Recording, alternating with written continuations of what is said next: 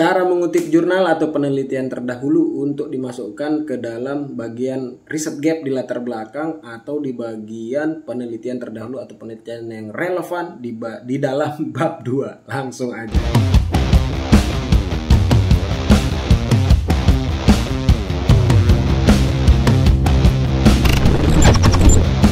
Assalamualaikum teman-teman, kembali lagi ya. Sudah lama kita tidak update video karena sibuk dengan teman-teman yang privat skripsi ya. Jadi dalam privat itu bukan joki ya. Saya bukan joki, saya tidak membuatkan kalian skripsi kalian, saya tidak membuatkan itu. Saya cuma membantu teman-teman yang kesulitan dalam menyusun skripsi ya. Yang kesulitan. Kalau yang tidak kesulitan ya nggak apa-apa. Lebih bagus tuh ngerjain sendiri ya kan. Oke, sekarang nih saya dapat kasus baru gitu ya, berdasarkan teman-teman yang sudah ikut privat gitu ya, yang udah ikut konsul, dan juga beberapa kesulitan yang dialami atau kesalahan yang dialami oleh mahasiswa bimbingan skripsi saya. Jadi penelitian terdahulu, atau kalau penelitian terdahulu itu kan kita ambil dari jurnal ya, bukan dari buku, jurnal gitu.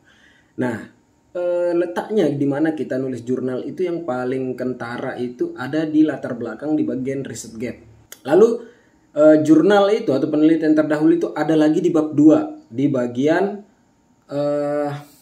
penelitian terdahulu, temannya landasan atau kajian teori itu ada juga bagian subjudul di bab 2 itu penelitian terdahulu, atau bisa judulnya itu penelitian yang relevan. Nah, di situ dipaparkan hasil-hasil penelitian terdahulu. Beda fungsinya yang di latar belakang dan di bab 2. Tapi bagaimana cara mengutipnya, apa saja yang diambil gitu ya, apa saja tulisan-tulisan mana aja yang diambil dalam penelitian terdahulu itu, kita langsung aja. Oke, di sini sudah ada contoh jurnal ya. Sudah ada contoh jurnal. Nah, oke, yang pertama kita mulai dari yang agak sulit dulu ya, yang agak panjang, agak banyak dulu. Bagaimana mengutip apa saja yang dikutip dari jurnal itu di dalam bagian bab 2 nih ya, penelitian terdahulu atau penelitian relevan. Jadi di bab 2 itu kan subjudulnya itu ada penelitian terdahulu atau penelitian yang relevan, lalu ada landasan teori atau kajian teori. Nah, ini bisa dibalik-balik ya, urutannya bisa dibalik-balik. Lalu ada kerangka pikir atau kerangka konseptual. Lalu ada hipotesis yang untuk yang kuantitatif. Nah, kita untuk di bagian penelitian terdahulu, di bagian penelitian yang relevan. Ini subjudulnya bisa di pertama, bisa kedua ya, bolak-balik, tapi tidak masalah. Nah, apa sih yang kita kutip dari penelitian terdahulu atau jurnal itu ya. Nah, ini yang sekarang harus teman-teman atau kalian ini pahami. Nah, yang pertama dulu kalian harus tahu dulu fungsi penelitian terdahulu atau jurnal yang kita pakai. Yang ada di bab 2 dan yang ada di bab 1 di bagian riset gap itu beda fungsinya ya. Kalau yang ada di bab 2, di bagian penelitian terdahulu ini, dia berfungsi sebagai teori. Fungsinya dia sama seperti landasan teori atau kajian teori ya, sebagai acuan, sebagai dasar kita. Cuman dia mewakili kejadian-kejadian terbaru pada objek tertentu. Itu ya kan, kalau teori kan teorinya secara umum gitu ya. Teori itu tidak mesti tahun-tahun terbaru. Kalau memang teori yang paling bagusnya tahun 70, 80 itu tidak masalah. Itu kalau teori ya, karena teori berasal dari buku. Tidak masalah karena ada beberapa teori atau konsep itu yang kebaruan teorinya itu tidak terlalu berkembang kemajuannya. Jadi teorinya memang paling bagus ya tahun 80 atau 90 itu tidak masalah. Tapi kalau untuk penelitian terdahulu harus paling tidak tergantung kampusnya menentukan 10 tahun belakangan atau 5 tahun atau 3 tahun belakangan. Nah, fungsinya dia sama seperti teori, tapi dia mewakili kejadian-kejadian terbaru ya beberapa tahun belakangan pada objek tertentu. Itu ya, fungsinya beda. Beda dengan riset gap.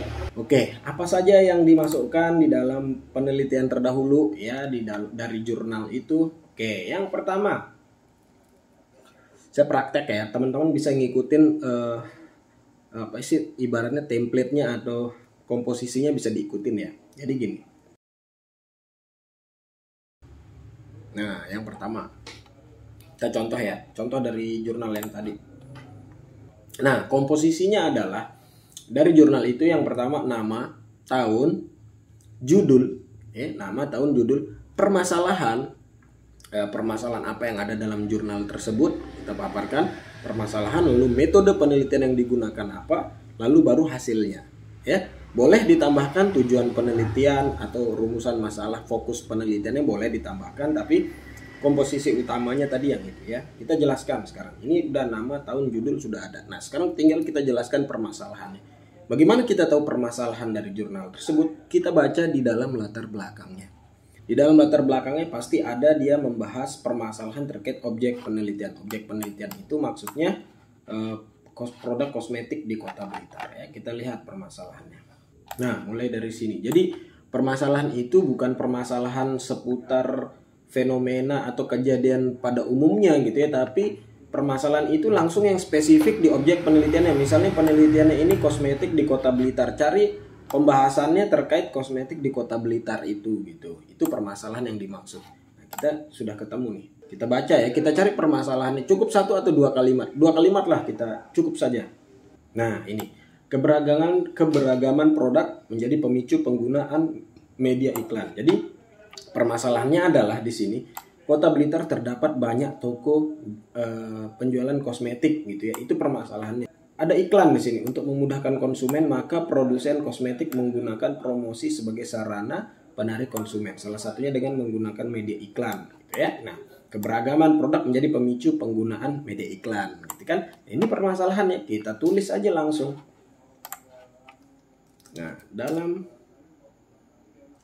Nah, itu sudah permasalahannya Lalu setelah permasalahan kita bahas metode penelitiannya. Kita cari di jurnalnya lagi metode penelitiannya, langsung aja.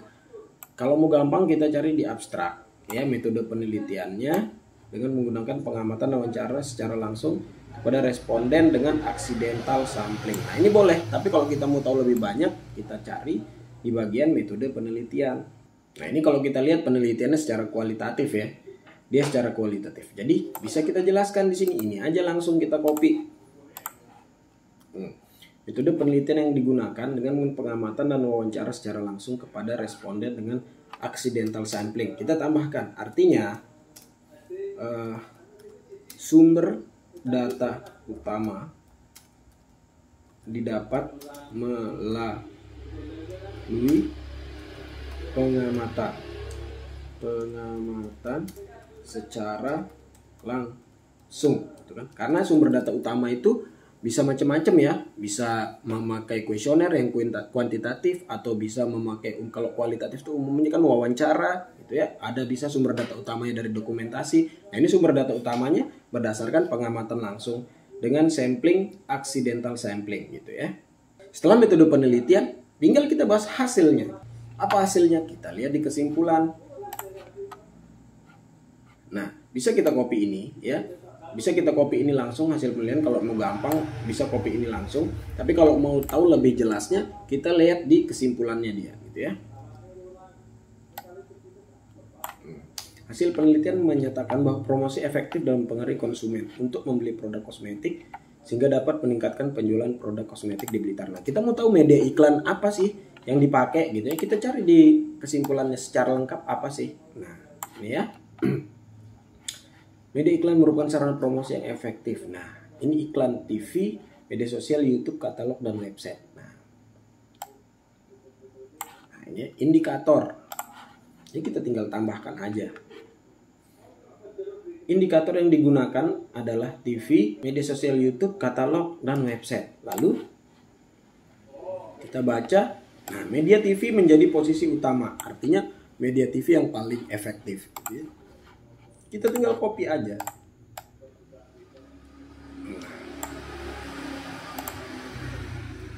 Nah, sudah tinggal begitu aja.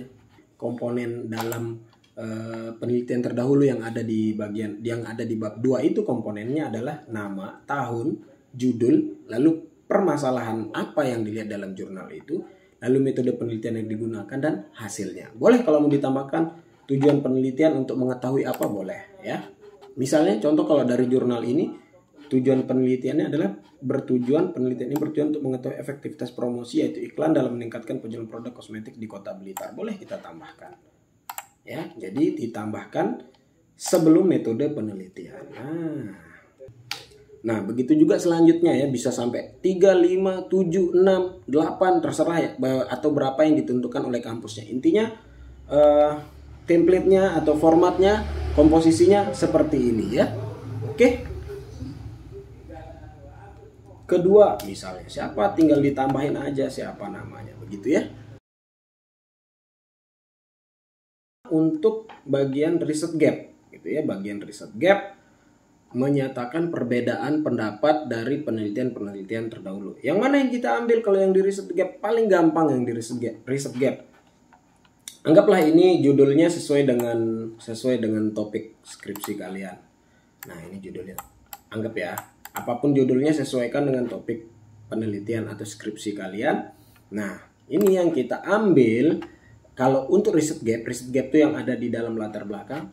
Gampang, kita langsung aja ke bagian kesimpulan. Nah, di sini. Langsung aja di bagian kesimpulan, cari kesimpulannya apa. Misalnya judulnya efektivitas promosi dalam peningkatan penjualan produk kosmetik di Kota Blitar. Jadi misalnya kalau teman-teman mau rangkai dulu kata-katanya gitu ya. Paragrafnya rangkai dulu kata-katanya, misalnya gini. Beberapa penelitian telah dilakukan terkait topik atau tema promosi untuk meningkatkan penjualan produk misalnya gitu ya. Nah, pertama misal ini nama penelitinya. Kita ngambil nama terakhirnya saja. Yang pertama, Rahayu tahun 2019 meneliti atau penelitian yang berjudul efektivitas promosi dalam peningkatan penjualan produk kosmetik di Kota Blitar. Langsung kita ke kesimpulan. Dalam kesimpulannya menyatakan bahwa, nah kita cari kesimpulannya di sini. Media iklan merupakan sarana promosi yang efektif untuk meningkatkan penjualan kosmetik di Kota Blitar. Nah, langsung nih, udah dapat satu. Lalu udah dapat nih satu kalimat, lalu kita baca mana yang sesuai gitu. Dari kesimpulan ini kita ambil kesimpulan lagi gitu. Media iklan merupakan sarana promosi yang efektif untuk meningkatkan penjualan kosmetik di Kota Blitar. Jadi udah menyatakan kalau penelitian Rahayu itu media iklan yang paling efektif gitu ya. Lalu dia bilang ada iklan, bisa iklan melalui TV, media sosial, YouTube, katalog, dan website. Ya, udah dapat 2 kalimat. Dalam 5 media iklan ini gitu kan, iklan melalui TV memegang peranan utama dalam mempengaruhi konsumen. Gitu. Jadi sudah gitu aja diambil 3 kalimat ini. Gitu ya. Kalau untuk di bagian riset gap. Kita contoh penelitian yang lain. Misal, ini judulnya pengaruh kompensasi terhadap kinerja. Oke, ini MSDM. Nah, kita contoh ya yang topiknya MSDM. Beberapa penelitian terdahulu sudah dilakukan oleh para ahli. Yang pertama yaitu Dwianto dan Purnamasari tahun 2019 dalam penelitian yang berjudul pengaruh kompensasi terhadap kinerja karyawan pada PT Jail Indonesia. Nah, langsung kita ke kesimpulannya. Nah, kita baca dulu sedikit ya. Nah, ini. Lalu kita langsung ke kesimpulan. Setelah kita baca sedikit, kita ambil kesimpulannya. Kita ambil kesimpulan dari kesimpulan ini gitu. Dalam penelitiannya menyatakan bahwa gitu kan, bahwa kompensasi gitu kan, bahwa kompensasi mempengaruhi kinerja karyawan bagian produk PT Jail Indonesia. Artinya kompensasi berpengaruh positif atau signifikan terhadap kinerja karyawan. Nah, itu kita sudah dapat langsung. Jadi langsung ke kesimpulan gitu ya. Tapi kesimpulannya dibaca gitu. Kira-kira dalam kesimpulan ini kan banyak nih. Contohnya dia berparagraf-paragraf misalnya kesimpulan. Kira-kira mana nih kalimat yang menyatakan inti dari kesimpulan itu gitu ya. Itu untuk di bagian riset gap. Kalau mau gampang, itu kalau untuk di bagian riset gap, kalau mau gampang supaya tidak langsung ke kesimpulan, langsung aja cari di abstrak. Nah, cari di abstraknya langsung. Apa? Abstraknya bahasa Inggris. Ya, saya cari abstraknya bahasa Indonesia. Kalau mau gampang, langsung aja cari di abstraknya. Metode penelitian, nah inilah. Langsung hasil penelitian menunjukkan promosi efektif dalam mempengaruhi konsumen untuk membeli produk kosmetik sehingga dapat meningkatkan penjualan kosmetik di Kota Blitar. Nah, itu udah kesimpulannya jadinya. Udah jadi. Jadi di dalam riset gap itu kan diceritakan, dirangkai dulu kata-katanya, beberapa ahli atau beberapa penelitian terdahulu sudah dilakukan oleh para ahli terkait topik promosi gitu kan, untuk meningkatkan penjualan. Contoh aja ya. Yang pertama yaitu Rahayu tahun berapa tadi? 2019 dalam penelitiannya yang berjudul Efektivitas Promosi dalam Peningkatan Penjualan Produk Kosmetik di Kota Blitar. Dalam penelitiannya menyatakan bahwa promosi efektif dalam mempengaruhi konsumen untuk membeli produk kosmetik sehingga dapat meningkatkan penjualan produk kosmetik di Kota Blitar.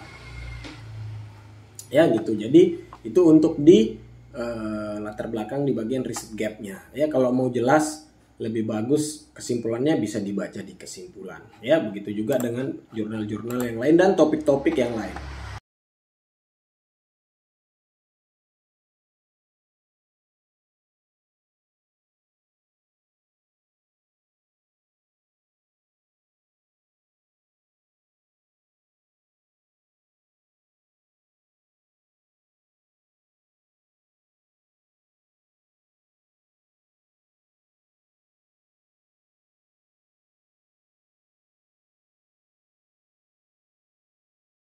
Oke begitu ya, semoga membantu teman-teman. Jangan salah lagi, kalau yang mau ikut privat konsul, privat skripsi, bisa cek di deskripsi. Oke, jangan lupa subscribe ya.